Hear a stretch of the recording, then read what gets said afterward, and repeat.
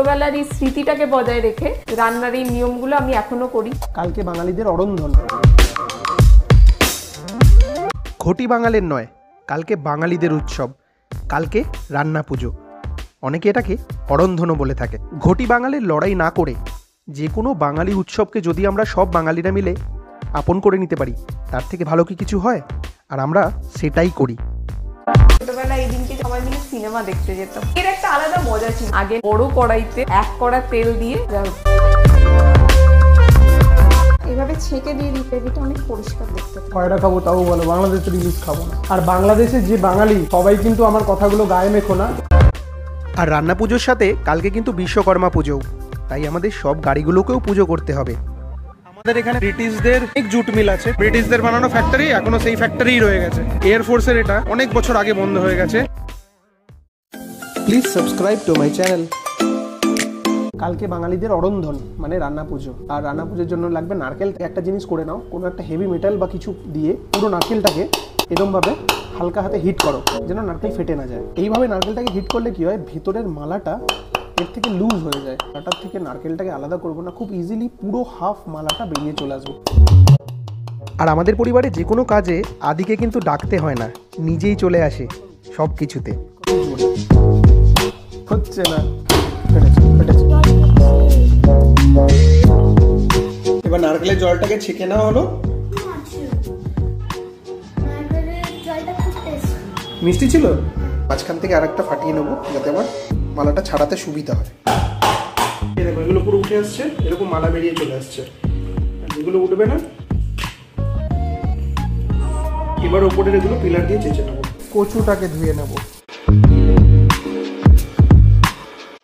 আর আগে ভাগেই বলে রাখি, আমার ওয়াইফের শরীরটা কদিন ধরে ঠিক যাচ্ছে না, তাই আমি ডিসাইড করলাম ওকে একটু হেল্প করে দিই।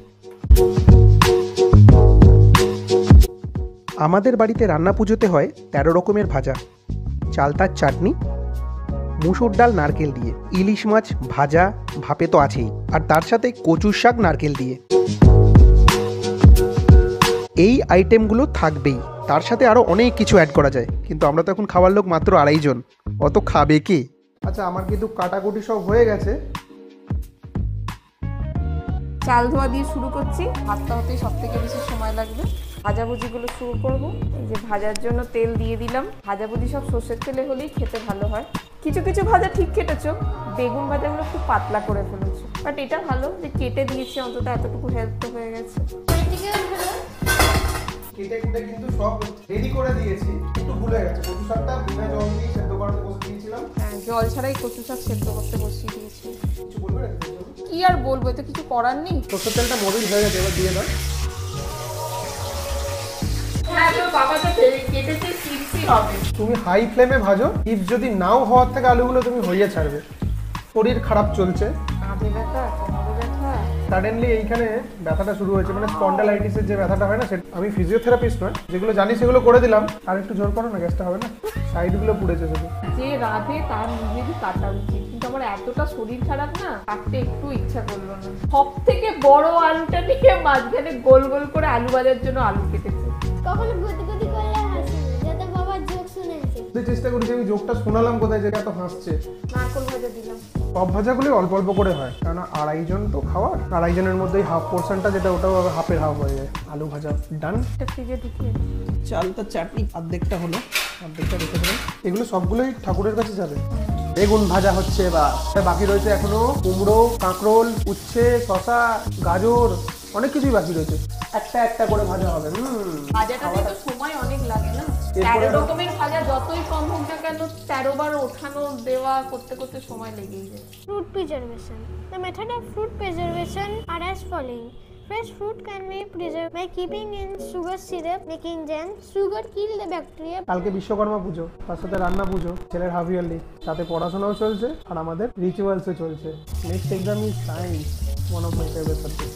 ওলটা একটু নুন আর হলুদ দিয়ে সেদ্ধ করে নেবো, কারণ ওলটা হচ্ছে বড়া হবে। নারকেলগুলোকে গ্রাইন্ড করে নিই। ডালে যাবে নারকেল, আর কিসে যাবে গো? কচুতে। একটুখানি জল দিয়ে আবার একটু ঘুরিয়ে নেবো। ভাজা হয়ে গেল। এবার নেক্সট কি ভাজবে? নেক্সট আবার গাজর ভাজা। রান্না পুজো আমার যেটা মনে হয় আগেকার দিনে এই হিসেবেই করা হতো যে একদিন রান্নাঘরটা পরিষ্কার করা হোক। মাটির উনুন ছিল, তো মাটির উনুন তো আর রোজ রোজ সেইভাবে পরিষ্কার হতো না, তো সেই হিসেবেই হয়তো করা। আমি অ্যাকচুয়াল নিয়ম তো জানি না, বাট আমাদের বাড়িতে আমি ছোটবেলা থেকে হতে দেখেছি পুজোটা।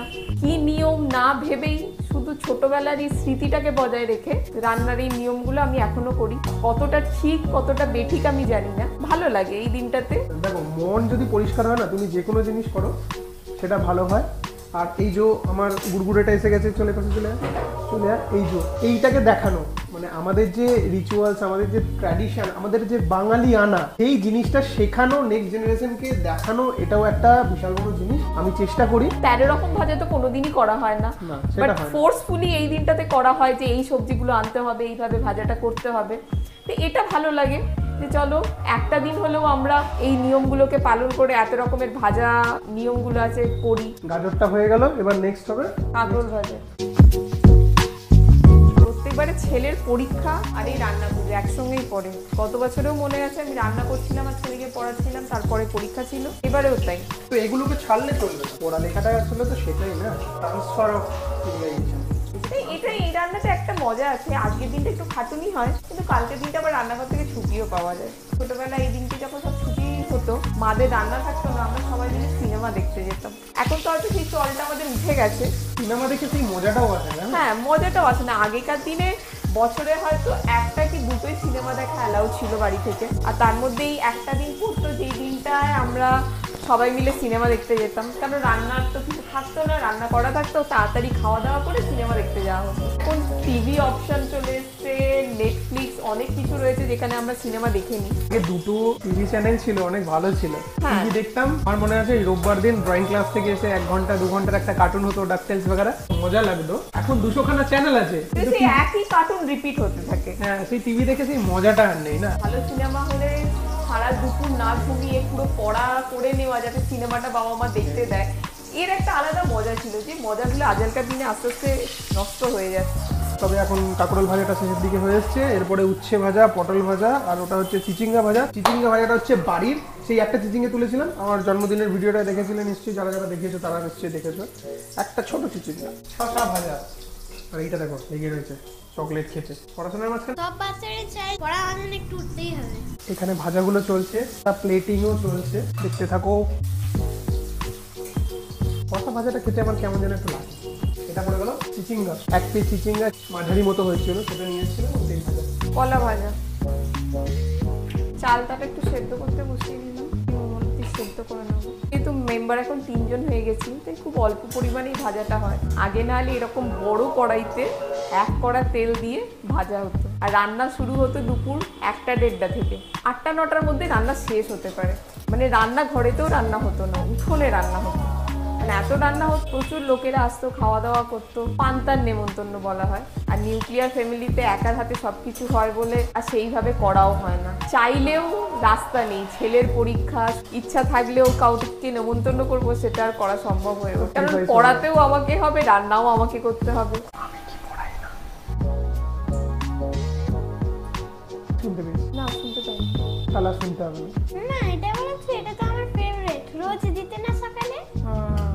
কাঁচকলা ভাজা আদির খুব ফেভারিট, ওই জন্য এটাকে বেশি করে ভাজলাম, কারণ আমি জানি এটা ও তো খেয়েই নেবে। এখানে আমি একটা জিনিস বলে রাখি, না ওটা বলার আগে দেখিয়ে নিই। ওলটা বেসন দিয়ে, ওলটাকে সেদ্ধ করে তারপরে জলটা ফেলে দিয়ে এবার বেসন দিয়ে মেখে ওটা বড়া হবে। আমি যেটা বলছি, এই যে আমি ভিডিওগুলো বানাই, এগুলো কিন্তু প্রফেশনাল কোনো আমার কারণ ছিল না, না এখনো অবধি আছে। আমি যেরকম করি সেরকম ভিডিওটা বানাই, আপলোড করি, যাদের আমাদের মতো যারা এরকম একা ফ্যামিলি, কারণ 20 ইয়ার্স বাইরে থেকে এসেছি, তো ফ্রেন্ড সার্কেলটা সেরকম নেই, তারাও দেখে আমাদের ভিডিওগুলো, এনজয় করে, কিছু কিছু সাবস্ক্রাইবও করে। তাই তোমাদের যদি ভালো লাগে তো সাবস্ক্রাইব করো।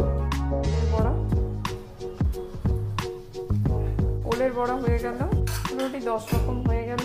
ঢ্যাঁড়স ভাজা দিচ্ছি। And keeping them in solid solution can be preserved by boiling or drying it. পাশে রান্নাও চলছে আর সাথে সাথে পড়াশোনাও চলছে। সাম ভেজিটেবল আন, ঢ্যাঁড়স হয়ে গেছে, ঢ্যাঁড়স উঠিয়ে নিলাম। আবার একটু তেল দিতে হলো, অ্যাকচুয়ালি ওলের বড়াটাতেই পুরো তেল টেনে নিয়েছি। পটল ভাজা দিলাম। পড়া থেকে একটু গ্যাপ পেয়েছে, খেলা শুরু।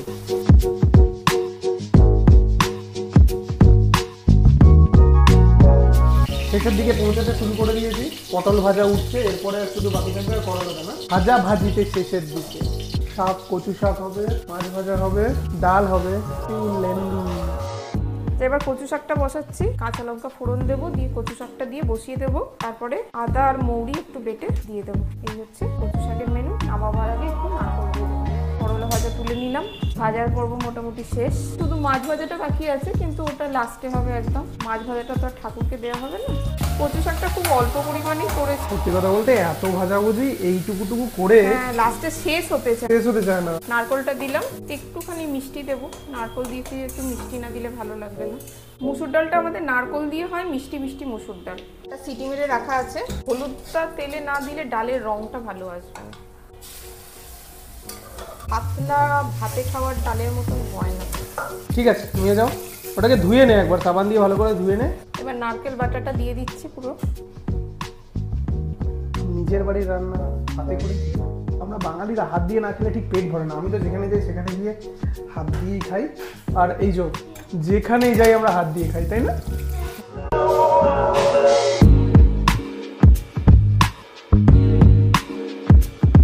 তেলের মধ্যে লঙ্কা ফোড়ন দিলাম, দিয়ে সেদ্ধ করা চালতাটা দিয়ে দিচ্ছি। এবার এর মধ্যে একটু চিনি দিয়ে দেবো।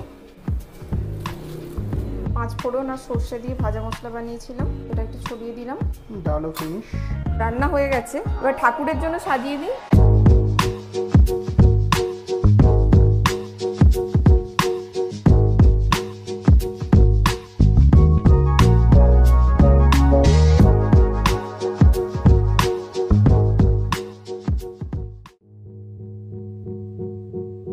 মাছ নুন হলুদ মাখিয়ে দিলাম। এবার এর মধ্যে অর্ধেক মাছ ভাজা হবে, অর্ধেক মাছ ভাপা হবে। এই ইলিশ মাছ ভাজতে দিয়ে দিলাম। আমি একটা লেটেস্ট নিউজ পেলাম, বাংলাদেশে তো এখন তক্তাপলট হয়েছে। বাংলাদেশ নাকি এখন আর পশ্চিমবঙ্গ বা ভারতে ইলিশ মাছ সাপ্লাই করবে না। বাংলাদেশের ইলিশ খেতে আমার বয়ে গেছে। ভারতবর্ষে কি কম আছে নাকি? যদি এটা সত্যি হয়, বাংলাদেশ এরকম যদি বন্ধ করে দেয়, আমাদের অ্যাপোলো হসপিটালের সার্ভিসটাই বন্ধ করে দেয় কলকাতায়, তাহলে বাংলাদেশে তো অর্ধেক তো এমনি মরে যাবে। তাহলে বর্ডারকে ভালোভাবে সিল করে দেওয়া উচিত। যেগুলো ঢুকে পড়েছে সেগুলোকে ধরে ধরে ওপারে শুধু টোপকে পাঠিয়ে দেওয়া, সব দম বেরিয়ে যাবে। আমাদের এখানে যারা আছো বাঙালি, বাংলাদেশকে ভালোবেসো না। ভাষাটাই শুধু আমাদের বলে। পশ্চিম পাকিস্তান কিন্তু ফিরে এসছে। ইলিশটা কিন্তু ভালো গন্ধ চাইছে, তাই না? জানি না স্বাদটা কেরম হবে। এবছর ইলিশ বাজারে আছে অনেক, সব জিনিসের দাম বাড়ছে, ইলিশের কেন বাড়বে না? আর ইলিশ বাঙালির 1 নম্বর পছন্দ মাছের। হ্যাঁ, পোস্ত বাটছি, সর্ষে বাটবো, দুটো দিয়ে ইলিশ মাছের ভাপাটা বানাবো। ইলিশ মাছ ভাপে, এটা হচ্ছে বাঙালির একটা ট্র্যাডিশনাল ডিশ। আর সেকেন্ড হচ্ছে আমার মা একটা বানায় বাটা মাছের স্টু, সেটাও কিন্তু ভাপে হয়, মাছটা ভাজা হয় না। দারুণ হয় ওটা। আমি ভাপাটা একদম সিম্পল করি। প্রথমে তেলটা একটুখানি গরম করে নিলাম, মাছগুলো দিয়ে প্রথমে এই পোস্ত বাটাটা দিয়ে দিচ্ছি। সর্ষেটা আলাদা করে বাটছি, কারণ সর্ষের মধ্যে খোসা থাকে তো। সর্ষেটা এভাবে ছেঁকে দিয়ে দিচ্ছি, যাতে সর্ষের এই খোসাগুলো না পড়ে। গ্রেভিটা অনেক পরিষ্কার দেখতে। বাঙালিরা সচরাচর সব মাছই ভেজে খায়, ইলিশ মাছ ভাপে যেটা। কেউ কেউ আবার করে পুরো মিশ্রণটাকে বানিয়ে একটা টিফিন বক্সে করে দিয়ে ফুটন্ত জলের মধ্যে বা ভাত হচ্ছে যেটা তার মধ্যে দিয়ে দেয়, ভাপে হয়। ওই জন্য এর নাম হয়েছে ভাপে।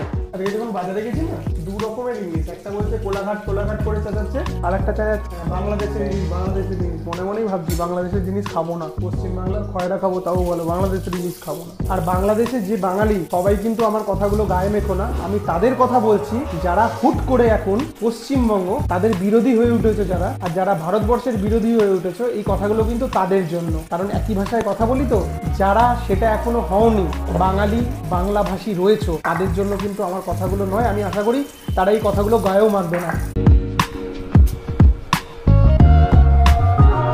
খেয়ে নাও, বড়রা খাওয়ার পরেই তো ছোটরা খেতে পারবে না।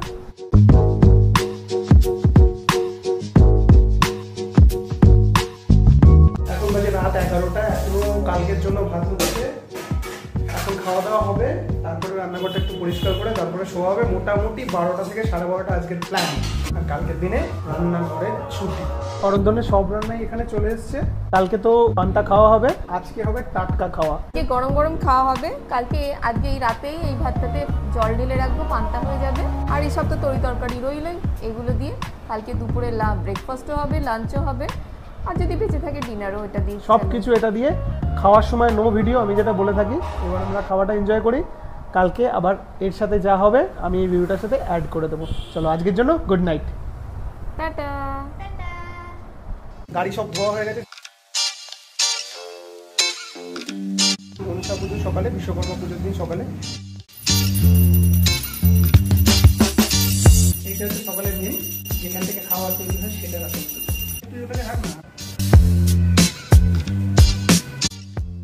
আজকে রান্না পুজোর সাথে সাথে আবার কিন্তু বিশ্বকর্মা পুজো আর কিছু বাড়িতে মনসা পুজো। আমাদের বাড়িতে মনসা পুজো হয়, আর বিশ্বকর্মা মানে নিত্য বাড়িতে যেটা হয়, যত গাড়ি সাইকেল বাইক আছে সেগুলোকে ধুয়ে মুছে তারপর তার পুজো।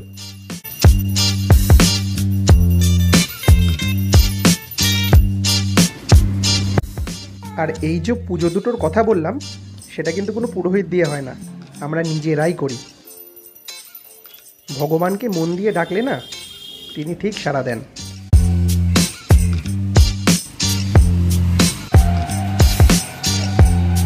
গাড়ির পুজোটা হয়ে গেছে। আর আমাদের আর পুরোহিতের চিন্তা কোথায়, আমাদের ছোট্ট পুরোহিত আছে তো।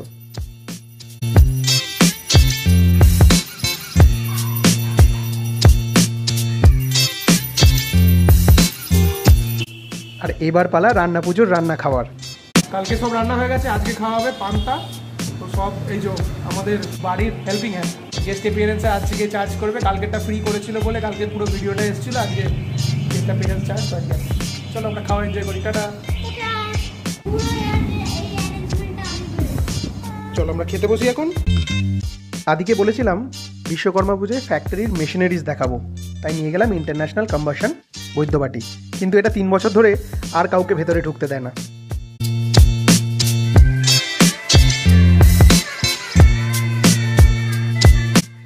ফেরার পথে চাপদানি এরিয়াতে অনেকগুলো জুট ফ্যাক্টরিজ পড়ে, যেগুলো ব্রিটিশদের সময় তৈরি। সেই ফ্যাক্টরিগুলোতেও কিন্তু বিশ্বকর্মা পুজো ভালোই হয়, আর সেইগুলোতেই ঢুকতে শুরু করলাম একের পর এক। তোমরা এই বিল্ডিংগুলো দেখেই বুঝতে পারবে এগুলো কত পুরনো, কিন্তু এখনও সেইভাবেই দাঁড়িয়ে আছে। North Brook Jute Mill. এখানে ঢোকার সময় একটা ফানি থিং হলো, যেটা আমাদের ইন্ডিয়ান এয়ারফোর্সে আগে ছিল, সাইক্লিস্ট টু বি ডিমাউন্টেড। মানে ব্রিটিশদের সময় যে রুলটা ছিল, ভারতীয়দের যে কোনো গেট দিয়ে এন্ট্রি করার সময় নেমে যেতে হতো। এখানে নর্থ ব্রুকে এখনো সেই জিনিসটা চলছে। এখন আমায় নামতে বলেছিল, গাটা গরম হয়ে গেছিল। এয়ারফোর্সের এটা অনেক বছর আগে বন্ধ হয়ে গেছে, নর্থ ব্রুকে এখনো চলছে। ব্রিটিশদের বানানো ফ্যাক্টরি, এখনো সেই ফ্যাক্টরিই রয়ে গেছে। যেটা আজকে আমার সাথে হলো সেটা হয়তো একদিন বদলাবে, কিন্তু কবে তার গ্যারেন্টি আমি দিতে পারছি না। বিল্ডিংটা বহু পুরনো, দেখে খুব ভালো লাগলো যে এখনও ইটের গাঁথনি এরমভাবে দাঁড়িয়ে আছে। আমাদের এখানে মেনলি ব্রিটিশদের বানানো অনেক জুট মিল আছে, তার মধ্যে এটা হচ্ছে নর্থ ব্রুক। আজকে এখানটা ঘুরে গেলাম বিশ্বকর্মা পুজোর সময়। এরপরে ঢুকে পড়লাম অ্যাঙ্গাস জুট মিল, আর এর ভিতরটাও ঠিক সেই রকমই পুরনো আদলের।